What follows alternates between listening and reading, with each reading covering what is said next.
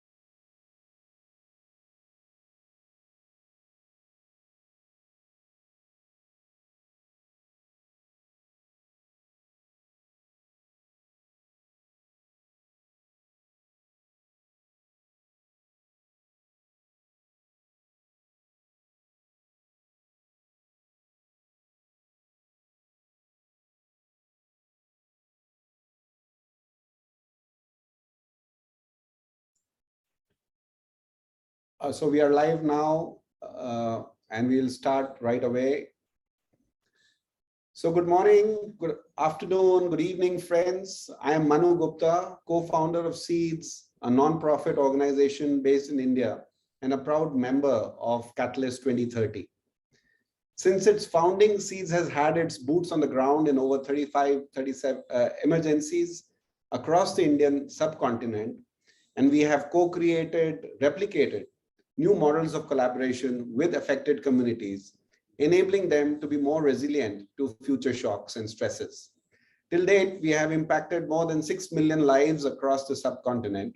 And today, I'm excited to share that Seeds is a member of Catalyst 2030, a new global organization connecting social entrepreneurs and social innovators from all sectors around the world who share the common goal of creating innovative, people-centric, locally relevant approaches to attain the Sustainable Development Goals by 2030. Launched at the World Economic Forum in Davos in 2020, the Catalyst 2030 is now a community of more than 1,600 social entrepreneurs and innovators, which collectively impact lives of 2 billion people across 197 countries and territories around the world. So let's watch a short video on Catalyst 2030.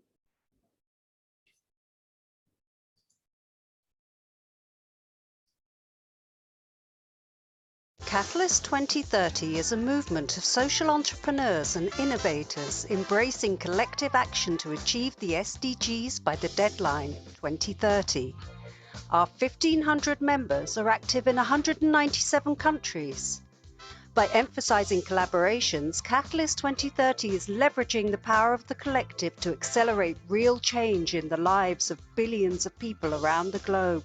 What do our members say about Catalyst? Catalyst 2030 is an invaluable global community of impact entrepreneurs. Our relationship with Catalyst 2030 has really taught us the power of co-creation. Join Catalyst 2030 and network, bond, and collaborate with our family members. And I like the spirit of bringing change makers together to share and learn from each other. Catalyst really understands the transformative nature of collaboration. It's also a platform that can give us new tools and resources. Catalyst 2030 has put my work on steroids. But most importantly, to come up with solutions that are practical, ways where we can really make things happen, because social entrepreneurs are doers. Are you a catalyst? Join us to achieve the SDGs.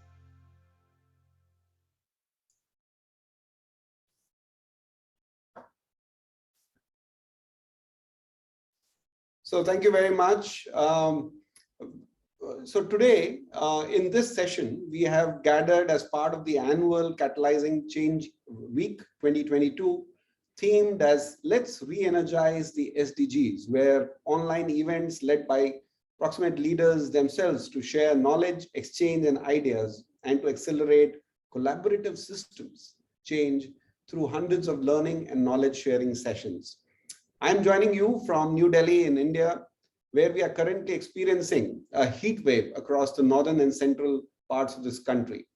The rate of climate-induced disasters is doubling every decade, and we are witnessing an exponential rise in the number of people affected and the need of assistance. There is an urgent need to go beyond band-aid solutions of relief and recovery and build real resilience. And at the same time, all the social entrepreneurs who have been working so passionately and so close to the community need to augment their capacity to be emergency ready. So how do we imagine these current pathways? What can we do to ensure that the energy required to achieve the SDGs is not lost in managing disasters, conflicts, and climate risks? How do we anticipate better, prepare better? Today, we have a mix of panelists with us today from global organizations who can give you both a macro view of what it is for us, but also how they have actually undergone transformation working with their own communities at the grassroots, at the front lines, telling us what does it take to make that change. So I'm very pleased to have fellow speakers today. Let me introduce to our very first panelist today, Dr. Animesh Kumar, head of the United Nations Office for Disaster Risk Reduction, based out of Bonn in Germany. Animesh Kumar is the head of office that serves as the organization's global facility for climate action and coherence, disaster data and monitoring. His office also works with multiple partners and mechanisms, leading global efforts on climate negotiations and processes, including the loss and damage, and alliances, disaster-related statistics, and Sendai framework, which is a framework related to the Agenda 2030, as well as the monitoring of SDGs from his office. So we are very grateful to Animesh, who has spared his time to join us today. Animesh, what do you have to tell us? How do we need to start and from where? Over to you. Thanks a lot, Manu, for the introduction, and greetings to everyone from Bonn. It's also getting very warm, surprisingly at this time, temperatures crossing 25 degrees already, and no snow this winter. I would be a bit disruptive in my initial interventions, trying to question the very basic model of emergency management that most of us follow. Conventionally, you would see that the National Disaster Management Offices or emergency management organizations have been civil defense-based organizations, which are already deployed in strategic areas or areas with humanitarian crisis, and thus they facilitate immediate humanitarian assistance and disaster response. At the operational level, they contain or isolate disaster-affected areas to prevent other possible threats from happening. They're also known for immediate deployment of search, rescue, retrieval capability requirements, or mass evacuation of people. And they also ensure that area is safe and secured for civilian or humanitarian development workers, and hence facilitating early recovery and rehabilitation. So the National Emergency Management Organizations have been doing a stellar job, and not surprisingly, the global level of mortality from our own estimation, which also find indicators of the Sendai Framework Monitor, as well as SDG 1, the global mortality resulting from disasters has seen a decline, of course, halted by the COVID pandemic. Now, conventionally, this focus has remained on the management of disasters as an event, with the efforts being to enhance our response capability, including through strengthening preparedness efforts. However, we have realized over time that management of risk underlying and leading to disasters is a much more efficient approach and is much more effective in saving lives and livelihoods. So as we complete 7 years of implementation of the Sendai framework, we also have completed around 30 years of a structured dialogue on how to manage disasters. In the first decade, we focused more on preventing disasters from happening, in the sense reducing its impact through rapid response, through enhancing, and in other specific fragile areas, ensuring that disasters don't turn into famines. In the second decade, the focus shifted more towards preparedness on the ex-ante side, ensuring that we have the right early warning system, preparedness mechanisms, planning processes, so that we can have immediate response just before the disaster is going to start or has started. And in the last decade, the dialogue has gradually shifted towards ensuring that poor, unplanned development processes do not create risk for the future. Otherwise, will lead to a race between disaster processes and development processes.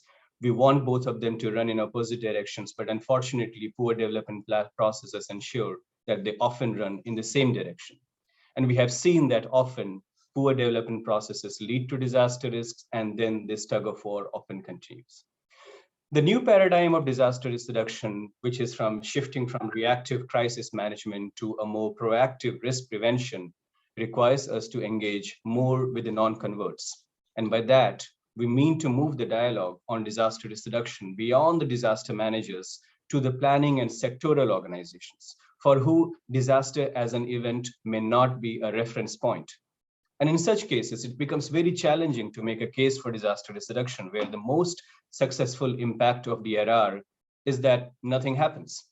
DRR hence often becomes a contest against this cognitive bias, as one has to fight against something they may never see. Now, this new paradigm, marked by the endorsement of the Sendai framework for disaster risk reduction, requires a very different approach.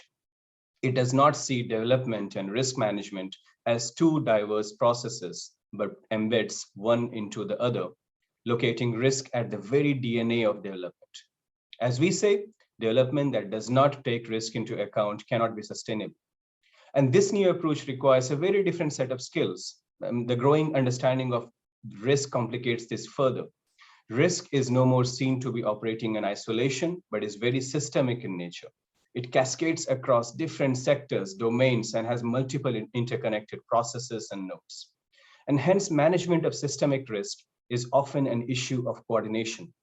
Coordination across sectors, actors, domains, and the changing nature of risk and its management has inspired many governments to undertake institutional reforms, either expanding the scope of the existing National Disaster Management Offices to include elements of prevention, or relocating the DRR portfolio altogether to ministries responsible for planning, finance, or in most cases, the heads of states. The NDMOs, or the National Disaster Management Offices, or the emergency management entities who have had a traditional response focus in many countries, have also now started increasingly focusing on risk analysis and strengthening their predictive capacities to better manage risk and disasters. Several countries have shifted their DRR portfolios, as I mentioned, but as we move forward, and this is something which we have pointed out at the Global Assessment Report, which is our flagship report, comes out every 2 to 3 years, which was released just 2 weeks back. We have highlighted the importance of systemic risk governance. And by that, we mean the planning systems and institutional culture of the 20th century has worked towards fixed timeframes for known outcomes in contexts that were largely stable and linear, or were assumed to be linear. The complexity of today's world and the destabilization of global ecosystems through climate change and other direct human impacts requires that 21st century institutional cultures must become more agile and flexible. The need to manage responsibly within the wider parameters of possible outcomes, rather than assuming only that there are strategic targets to be met. And in the face of global systemic risk, governance systems must quickly evolve and recognize that the challenges for the economy, environment, and equality can no longer be separated. Conventional approaches to risk governance have tended to be based on linear or well-established cause and effect relationship. By contrast, systemic risk governance needs to recognize complex causal structures, dynamic evolutions, and cascading or compound impacts. How do we do that? First of all, I think we need to recognize that SDGs across the board, across the 17 SDGs, cannot be looked at in isolation. We need to look at them in totality, as the recent report, The Future Is Now, has also outlined, that there are levers, there are entry points through which we can attain the 2030 agenda, but going goal by goal may not work. And here I'm talking about coherence across the Sustainable Development Agenda. Let's take the case of climate change and disaster risk reduction.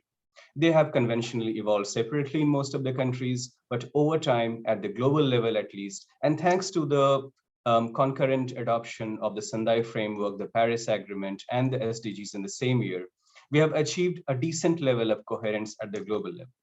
But the translation of this coherence at the global level, including through the monitoring systems, is yet to be fully translated at the country level. And hence, the climate change institutional systems and the disaster management institutional systems in the countries continue to work in isolation of each other. And this is something that we have been trying to push, that through a comprehensive approach towards risk management, perhaps climate risks and disaster risks can be managed together through joint analysis, joint planning, and joint governance. The other aspect that I would like to highlight is about investing in local leadership, something that SEEDS and other like-minded organizations have heavily invested in. The local leaders are best placed to understand both the needs of their communities and ensure that no one is left behind, two essential components that build resilience and lasting change. There is a diversity of leadership at the local level in terms of gender, age, disability, and that is often missing at high levels of government. And local leaders can use the knowledge of their communities to be responsive to their community needs. For example, sex, age, and disability disaggregated data is rarely captured well at the national level. However, local leaders often have this information at their fingertips, which helps to aid their decision-making and inform programming and service to their communities. And final point is about participation of the citizens. We need to step up participation, transparency, and citizen dialogue in risk decision-making to accelerate learning and necessary adjustments. The modern technology provides opportunities to accelerate learning and to quickly pick up signals essential for effective risk management in an uncertain future. But acting on those signals requires nuanced forms of communication with the public, and particularly better communication with higher risk groups. Enhanced social protection systems targeted towards at-risk groups can be a very good vehicle for better understanding who is most vulnerable to emerging risks and for ensuring effective anticipatory action to prevent acute humanitarian crisis. So essentially, I'm talking about enhancing our knowledge of risk, relooking and revisiting our governance mechanisms, involving the citizens with community participation, and investing more in local leadership as some of the key pillars of good governance for emergency management. Back to you, Manu. Thank you very much, Animesh, for providing such a comprehensive picture of where we are in this whole global setting as far as risks are concerned and the potential threat to SDGs. And that's why the need for collaboration, the coherence, and very clearly the governance aspects of that you've highlighted around leadership, around citizens' participation and knowledge sharing. I think these are all very, very relevant. We will come back to you, Animesh, if there are questions. This is a request to everyone that if you have any questions, please put them in the chat box here, and we will pick them up towards the end of this session, time permitting. But let me then, in the meantime, move on to the next panelist here. Very pleased to introduce Shivangi Chavra, who's a senior lead for Asia and Europe at the Global Network of Civil Society Organizations for Disaster Reduction, GNDR for short. Shivangi has been working as the senior lead with GNDR for almost 2 decades in this sector and has been a major contributor to humanitarian issues, disaster risk reduction, and climate change adaptation. As a lead, of course, GNDR is a large network of more than 1,000 organizations. She has been involved in membership engagement, networking, capacity building and leading some very, very high level work, like highly acclaimed work, I would say, called the Views from the Front Line, making displacement safer and local leadership for global impact, which has been running simultaneously in more than 50 countries.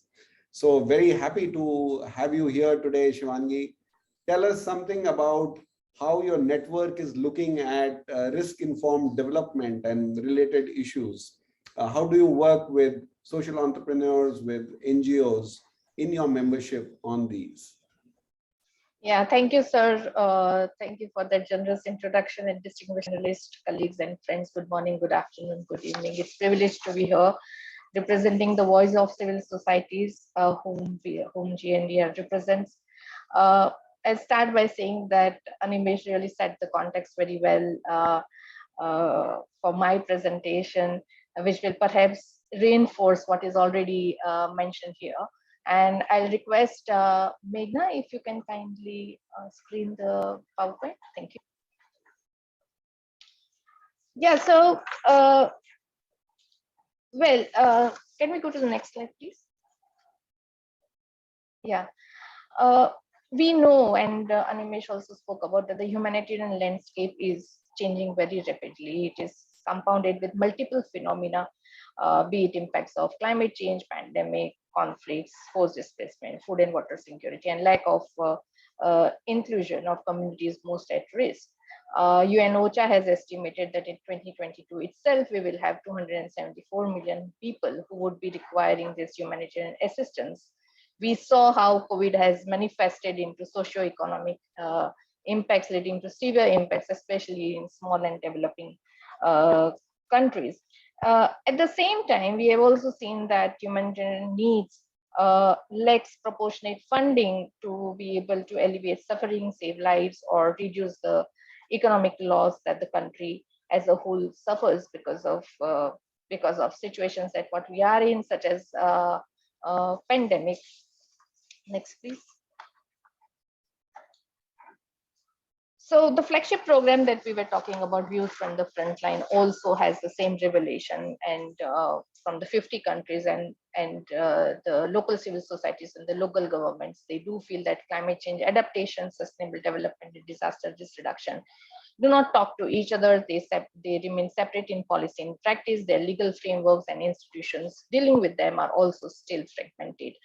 47% of local governments also think that the local investments projects do not consider local risk. And as a result of which, next, communities such as this from our own country, Odisha, are facing day-to-day stresses as the development pushes back the agenda of resilience by creating secondary hazards for such communities. Next, please. So what therefore is needed is to build back better, which requires to integrate solutions, both structural and non-structural, to mitigate, reduce, and adapt to changing humanitarian landscape. We need to see that there is an improved participation, connectivity, and complementarity across sectors to better communicate risk and impacts of climate-induced humanitarian crisis with local communities, humanitarian and development actors, and governments. And of course, there is a need of alignment of actors and coherence of strategies, which Animesh also had brought about in his presentation. Next. So to be able to do so at GNDR, we have introduced a tool called as Risk-Informed Development Tool. It's an approach towards addressing these issues of compounded risk at the community level, and how do one kind of address it. And it starts with saying that, you know, it has to be localized. We have heard this word localization, but it also means that the risk which is informed has to be informed by the communities most at risk. It has to be contextual. It cannot fit all. The models have to be different at the community level, depending upon where they are, what is the context, what is the social, cultural, and political scenario in those communities. It has to be anticipatory, based on your past and present trends, both at the global level and local trends. And now since we have been talking about IPCC reports and many other those reports, which requires to now be brought and translated in the language that the communities understand, and they require to start anticipating that, which means that they require more capacities to be able to diagnose it, also collect evidence which will help them to influence the policies and practices at the local level. It definitely requires to be aspirational. Development is not going to stop, but what kind of development is being done requires to be also kind of formed by the risk of these communities. It requires to be more adaptive, more flexible, as we are seeing that there are multiple things which are happening at the same time, and a static model perhaps will not work, and it requires to be continuously referred to and continuously requires to be reoriented towards getting those results which we call as risk-informed development. Next, please. Now, classically, this model helps you to unpack the risk further and helps to choose your entry points. So you can enter from wherever you are once you have kind of prioritized the risk, and it's about these factors which are so dynamic, so that it continuously kind of evolves and it becomes an iterative process to address the changing landscapes.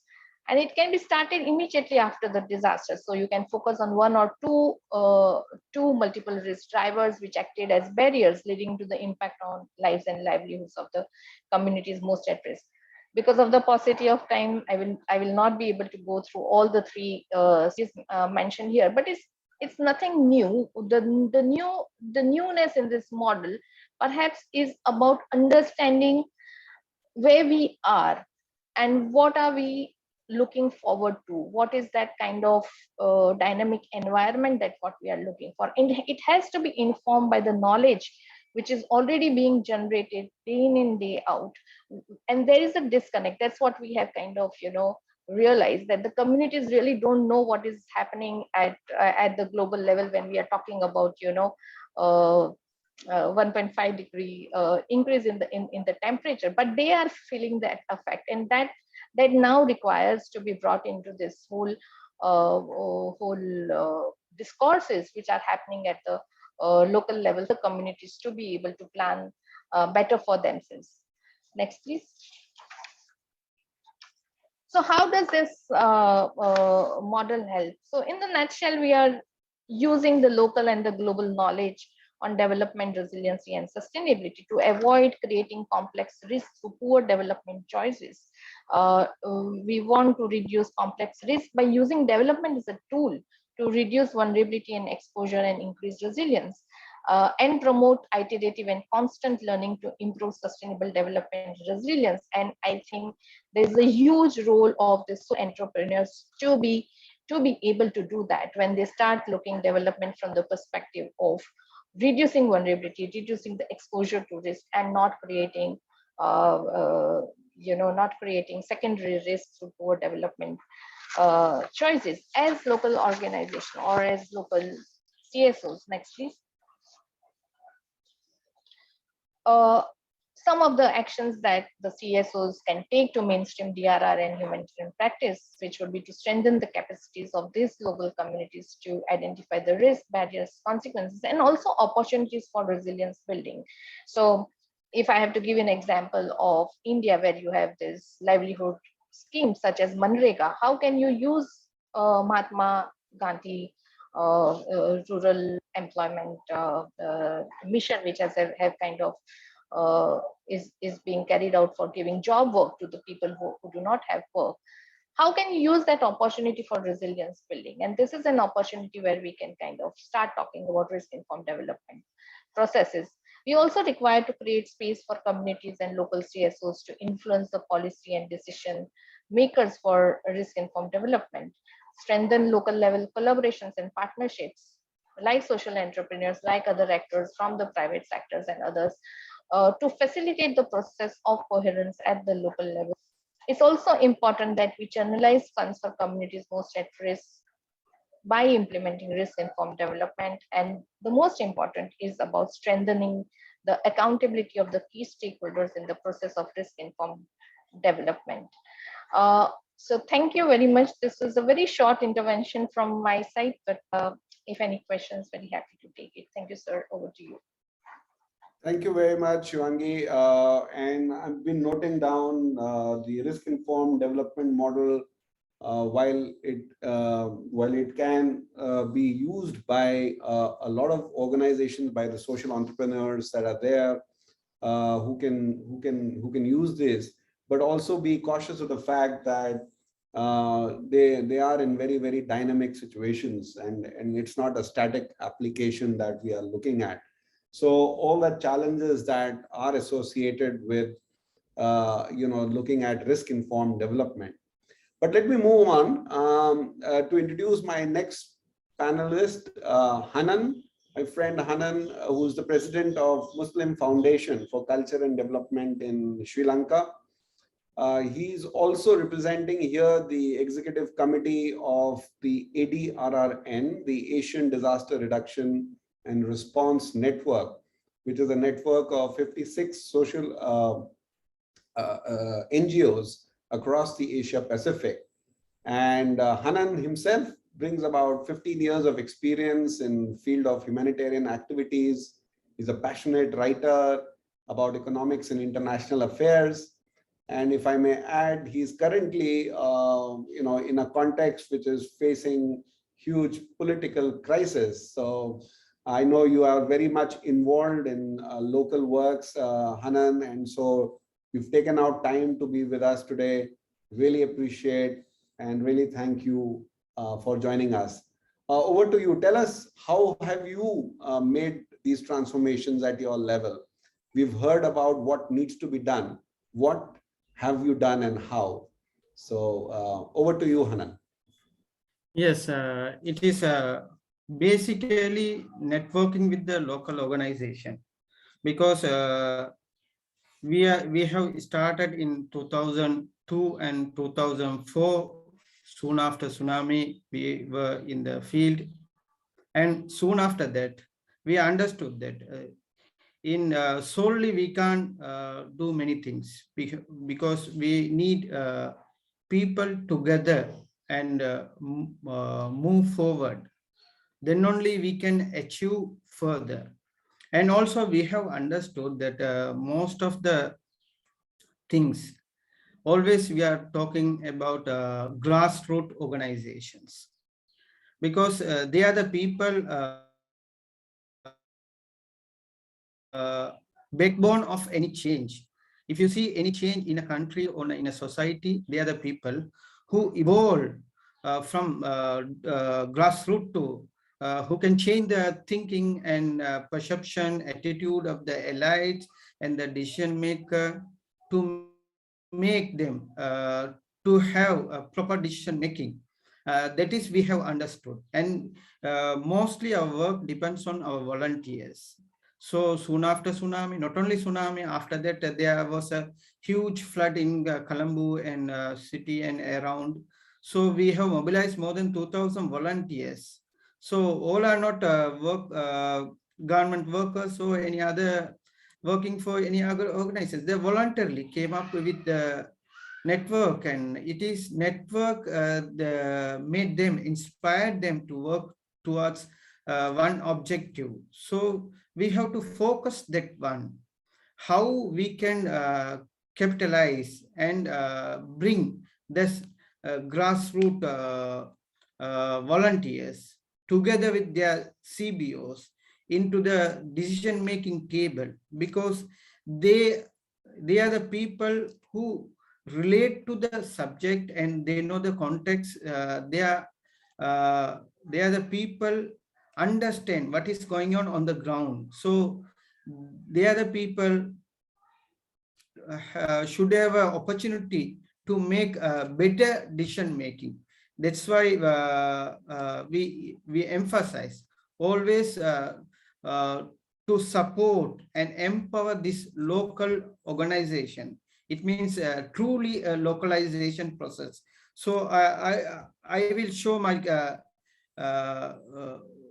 presentation, because then we can understand that clearly what we are going to have. So yes, please. yes, of course. So we already have discussed regarding Sendai framework and SDG and other climate change, all initiatives, global initiatives discussed regarding our commitments, because all together, all three frameworks, what we want, reducing the vulnerability, because we always focus Asia Pacific and their inhabitants are the most vulnerable people. So we want to reduce the vulnerability and enhance their resilience. So resilience, in a sense, it depends on the people who are working on the ground, the grassroots organization. That's why the Charter for Change came into existence, so to focus this localization. So again, this grand bargain. So it was initiated to support this localization process and to support this grassroots organization. But what happened? Still we are on the process, and we couldn't achieve the fullest potential of that one. So still we have to go further.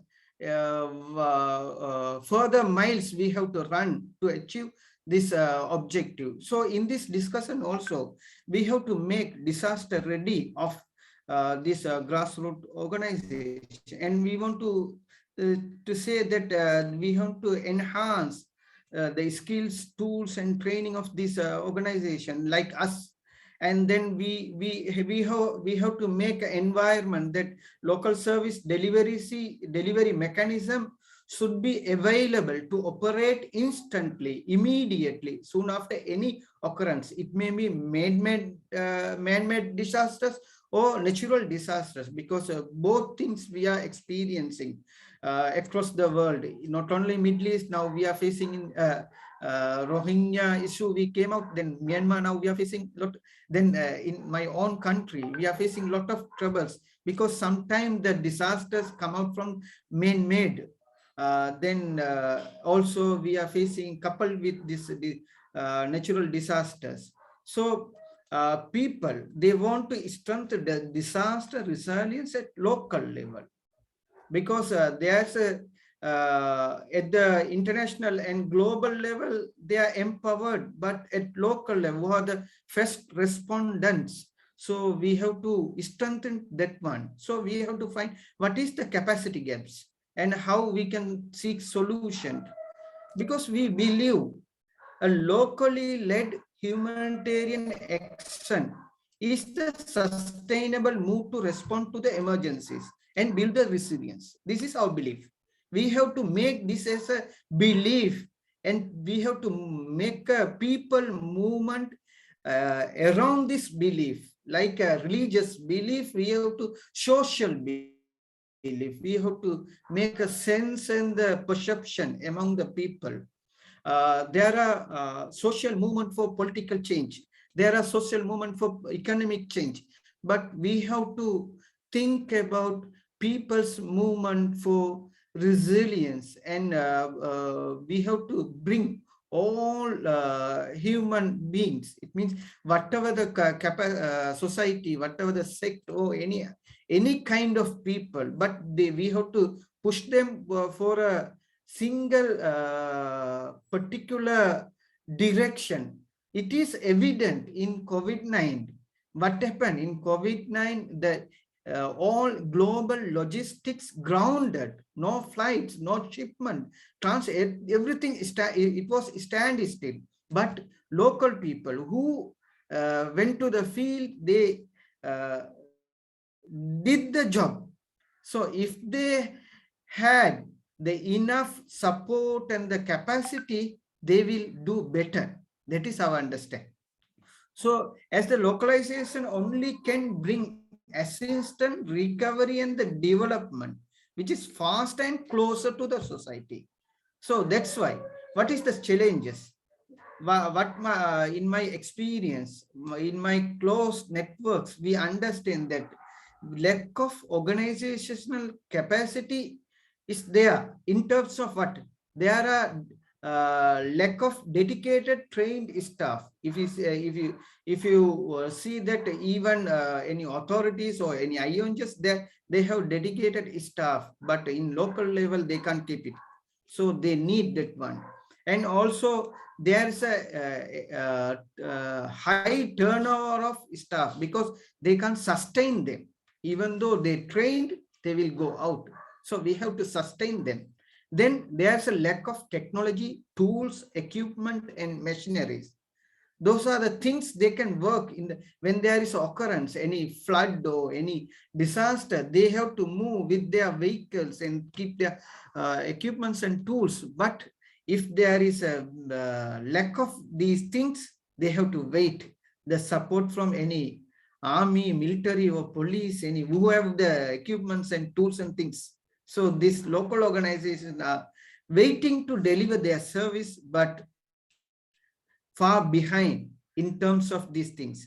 And also the biggest thing is unavailability of emergency funds. In my case, we always tell at least give the 0.5% of all revenue for the emergency fund. It is our belief and our practice. So we allocate immediately whatever the disaster happened, our own fund, own administrative fund to the field. So they start the work. Then only we can talk to the donors, supporters who can help us. So there should be an emergency fund among the grassroots organization. We have all some small alternative, but we have to empower that one, providing the emergency funds. And also we are seeing a lot of things difficult to tap the donors or access to the funding and other resources because of some kind of there is a gaps because their expectation, their documentation, lot of things. So grassroots organization cannot access the donors immediately. So they have to wait a while to get those supports. And we have, the biggest problem is huge documentation.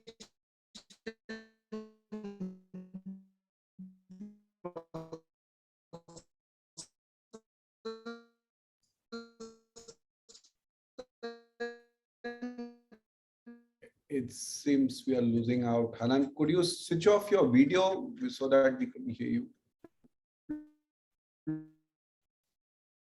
Long time is clear, no? You can see the screen? Yes, Hanan, please continue. Okay. So we have to improve that one to reduce the documentation process. Then this grassroots organization can access to these funding agencies or donors. Then there's another headache or bottleneck or barrier. The national and local governments are not applying the concept of localization. We have Asia Pacific Ministerial Conference and global conferences, all head of states or any other government representatives. They are coming and sitting and understanding, but it won't put into action on the ground level. So when the grassroots organization going to work on the field, they don't get any support from these local government organization or local government authorities. So they are lacking in localization concept. So we have to promote that one. So rare support from government authorities.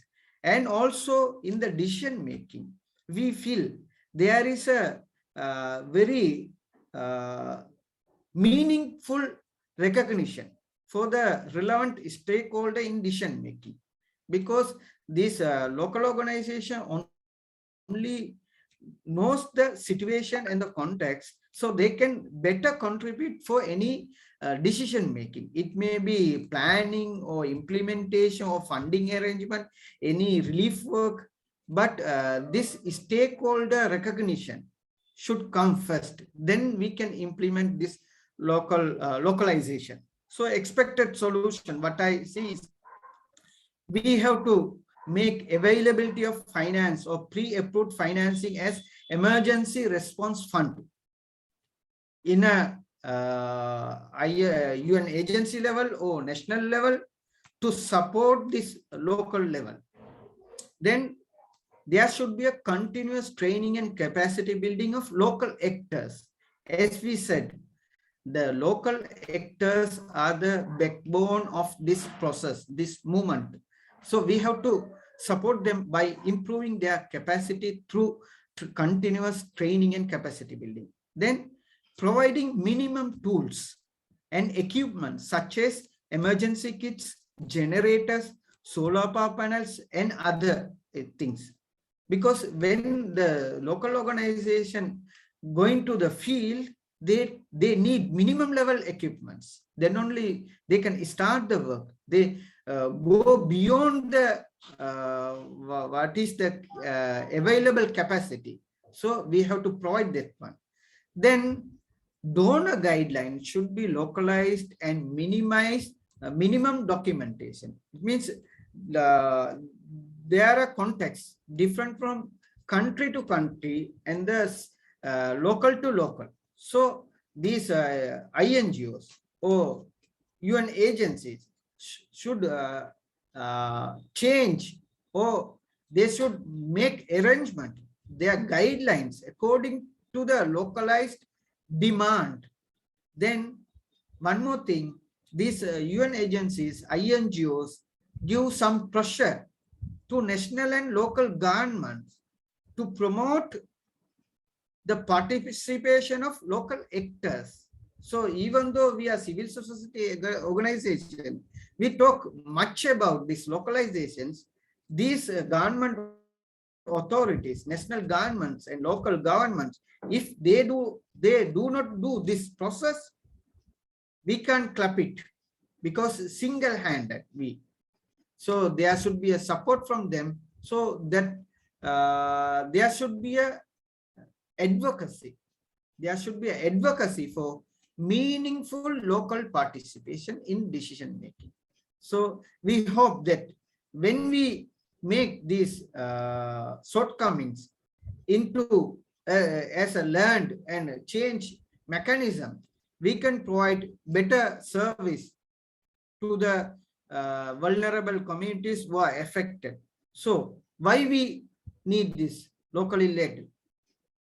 Because the grassroots organization, they are the first responder, because they know they are the relevant people. They are very responsiveness. They know their context, so they will give better service, and they can move immediately and timeliness, faster.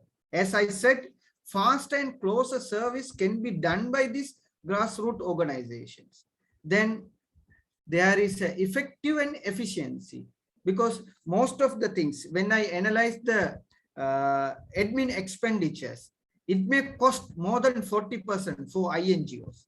But in local organization, they do their all services within 10% expenditure. So the most 90% service will go to the general public or affected community. So there should be effectiveness and efficiency in among grassroots level. And also they are more accountability, because they are living that context. They are living that people. So they can't go away. So there must be a 100% accountability, because they are living with them. So they have an accountability. And after that, finally, this will be sustainable.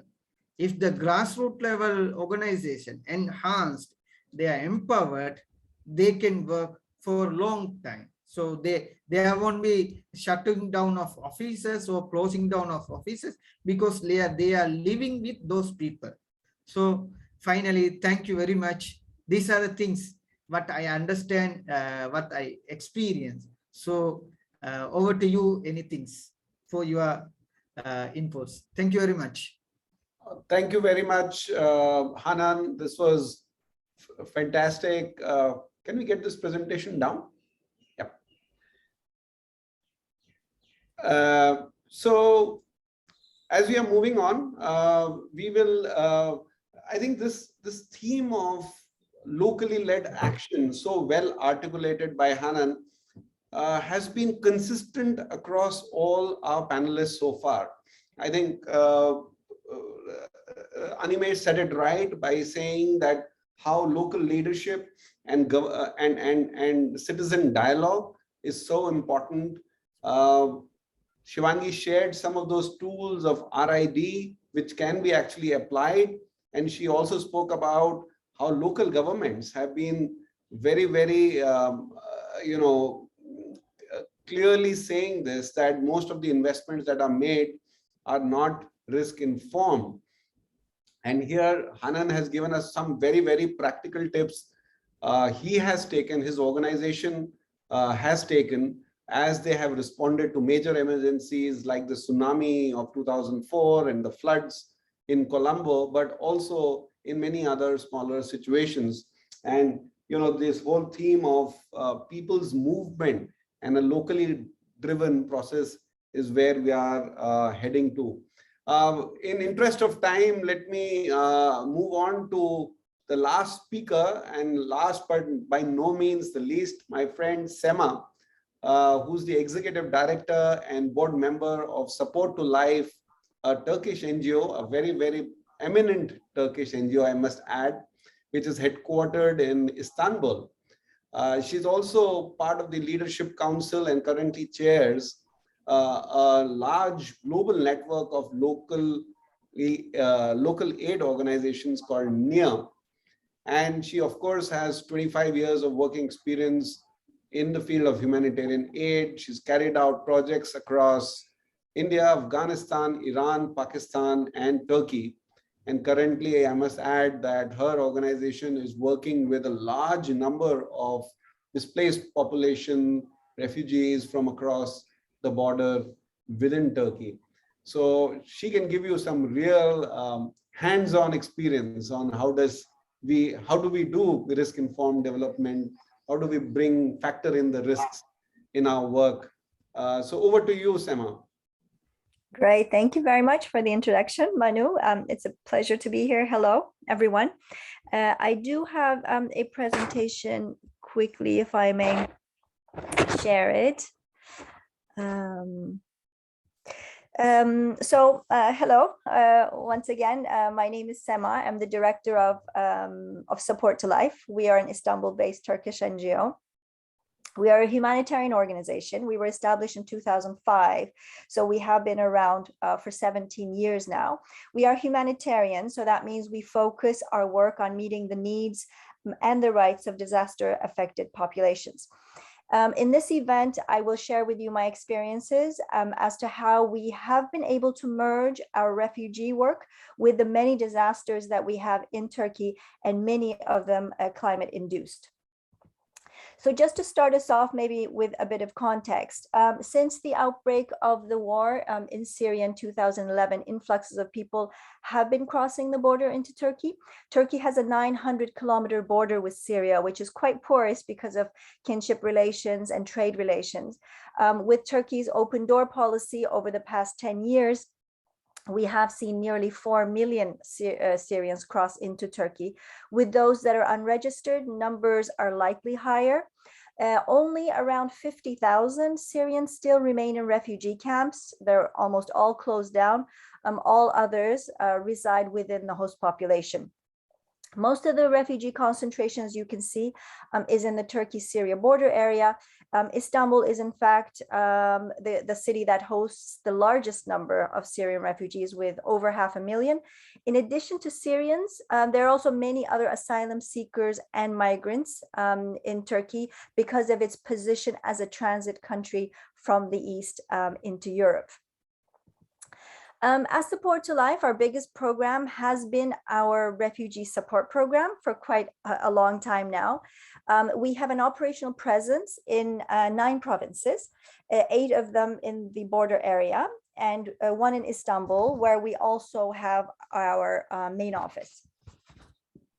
As refugee needs evolved, our assistance has changed from distribution of food and non-food to cash and voucher assistance, from protection activities to mental health, psychosocial support in our community centers, where we have in all the locations that we're based, with support to education in mixed schools, and now livelihood support for those residing in both urban and rural areas of Turkey. And we have developed a strong protection program for refugees over the past 10 years, which has actually helped us quite a bit during the pandemic, where refugees have been the hardest hit.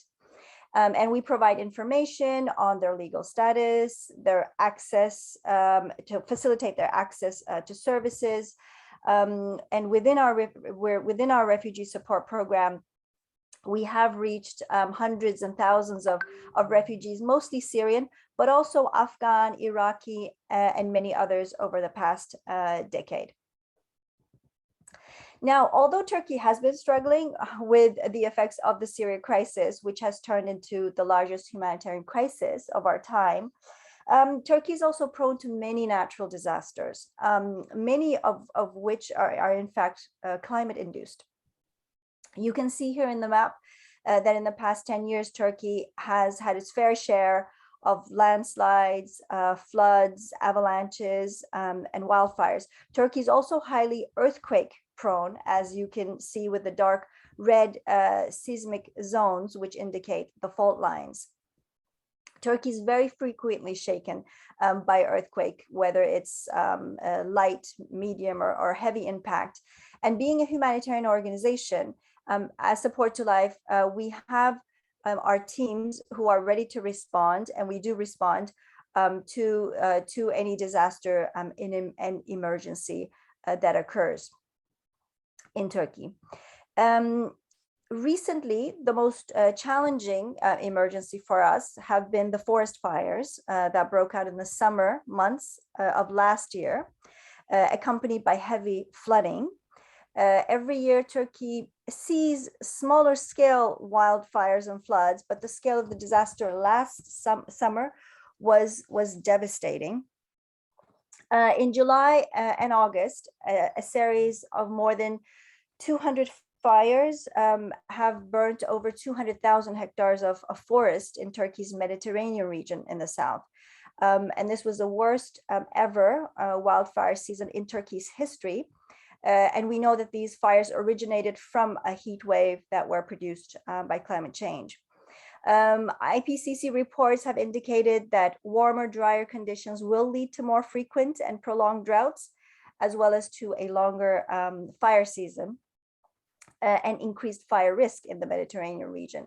And indeed, May 2021 was the hottest May for over 50 years, and was followed by a drought, again triggered by changes in climate patterns. As you can see, interestingly, the area that was affected by forest fires coincides with the concentration of Syrian refugees in the southern part of the country. And indeed, in all our disaster response work, we have prioritized refugees. We have seen the merging of our refugee support program with our disaster response programs. In response to last year's forest fires, we provided cash assistance to affected households, as well as livelihood support for households and at the community level. Acknowledging the fact that climate-induced disasters are here to stay with us in Turkey, we have developed a second phase of our intervention in climate crises, where we focus on better preparedness and risk reduction in high-risk areas. We have now shifted our approach to handing over resources to community groups and initiatives, including refugee-led ones, for them to collectively design and run their own projects. We are hoping that this approach will help communities better understand their risks, better prepare, and build resilience for the long run. As an organization, this was a wake-up call for us. We realized how much better we need to be prepared to respond to climate climate-induced disasters, which will clearly be the norm for us in Turkey for the years to come. On the other hand, acknowledging the protracted nature of the refugee crisis, we have found ways of merging the two. Using our strong network within the refugee population, we have been able to prioritize their needs. We are well familiar with their protection risks and needs, so attending to their specialized needs has become a priority in our emergency interventions. And as we run livelihoods programs for refugees, we have started thinking how we better integrate preparedness, risk reduction, and climate change adaptation, especially for rural refugee livelihoods. Thank you very much. I tried to keep it short, less than 10 minutes, Manu. If there are any questions, I'm happy to answer. Well, thank you very much. Thank you very much, Sema, for sharing these real unique insights as to how do you marry these, almost competing concerns around displaced populations and their needs, at the same time they being placed in contexts which are experiencing adverse impacts of climate change. And you spoke about how fires, which is a new phenomena, not new, but a worsening phenomena in Turkey, is in the same areas where currently the refugee population is also living. And you looked at some of these priorities of protection, designing as per their special needs, introducing preparedness to be able to anticipate and respond to emergencies better, so that they could maintain that business as usual kind of approach. Some excellent interventions today. We have reached the end of our time, but let me just, there are a couple of questions, but I don't think we will have time, but let me try and summarize that and put it before you. I think we've got a whole range of solutions and pathways that organizations can take up in their own ongoing work. What is that one or two things that you think can bring about scale and urgency in their work? We are in that position where we are hitting the 1.5 degree threshold sooner than we expect. So what are those one or two things that you would pick up as advice to organizations, social entrepreneurs, that they should incorporate in their development work that they are so passionate about? So anyone, maybe one or two of you can speak, and then we will try and close. Thank you. Thanks, Manu. Maybe if I can just quickly kick off. I think one of the most important things anyone should do, whether it's individuals, all of us, or social entrepreneurs or companies or governments, is to know our risk. We can act upon only what we know. And if we don't know what risks we are facing or going to face, we will not be able to act enough. And when I talk about knowing risk, I'm not just talking about the cognitive bias that I was highlighting, to act against what we see, but also look towards the future, how the risk landscape might change in the future, and act against those risks so that we don't create risks for ourselves. So I think investing in our knowledge about what we don't know is very important. And the second thing is not to silo risk management to a specific entity. It's everyone's business. And we need to focus more on adaptive governance, so that governance structures, and I'm focusing on governance and not government, because it's everyone's responsibility. So we need to be agile enough to ensure that all of us take action to manage our risk.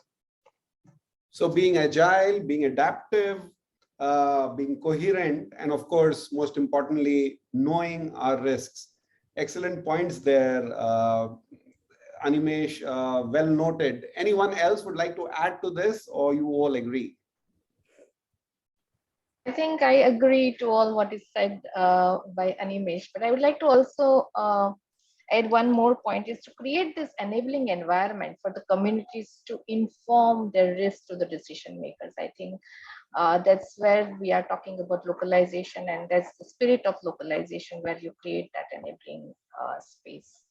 So just an addition. Excellent. Well, thank you very much. I think we've reached the end of our time now, and we've got some very good points, very good takeaways. All I would like to say to people who are new to this sector, to really reach out to any of the organizations, any of the panelists that are there in this call today, from the Office of Disaster Risk Reduction to the Global Network for Disaster Reduction that is represented by Shivangi.